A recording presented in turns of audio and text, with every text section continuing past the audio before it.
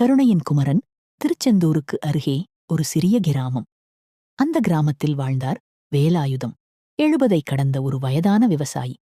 தலைமுறைகள் கடந்தும் அவர்களுடைய வாழ்க்கை விவசாயமே. ஆனால் அந்த ஆண்டு மழை பொய்த்தது. நிலம் வறண்டது. விதைத்த பயிர்கள் கருகின. வேலாயுதத்தின் குடும்பம், மனைவி மீனாட்சி, மகன் கண்ணன், மருமகள் லட்சுமி, 2 சிறு குழந்தைகள், அனைவரும் ஒரே வேதனையில். கடன் அதிகரித்தது. வயிற்றுக்கு கூட உணவு இல்லாத நிலை. ஒரு இரவு வெறும் வயிற்றோடு வேலாயுதம் வீட்டின் முன் உட்கார்ந்து வானத்தை பார்த்தார். கண்களில் கண்ணீர் வழிந்தது. முருகா, நான் உன்னிடம் எதையும் கேட்கவில்லை, என் குடும்பத்தை மட்டும் காப்பாற்று. அடுத்த நாள் காலையில் வயலுக்குச் செல்லும்போது ஒரு விசித்திரமான காட்சி. வறண்ட நிலத்தின் நடுவே ஒரு இடம் மட்டும் ஈரமாக இருந்தது. ஆச்சரியத்துடன் தோண்டிப் பார்த்தார்.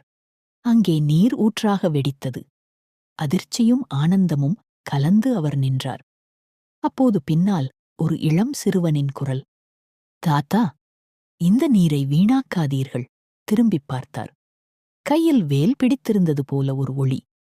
கண் இமைக்கும் நேரத்தில் அந்த சிறுவன் மறைந்து விட்டான். அந்த நீரை பயன்படுத்தி வயலை பாசனம் செய்தார். சில நாட்களில் பயிர்கள் பச்சை பட்டை போர்த்தியது.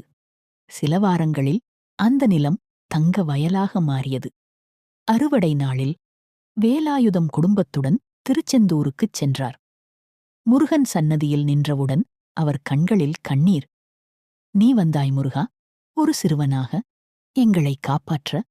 அந்த தருணத்தில் அர்ச்சகர் சொன்னார், இன்று கந்த சஷ்டி நாளில் முருகன் ஏழை விவசாயிகளின் துயரை போக்கும் நாள்.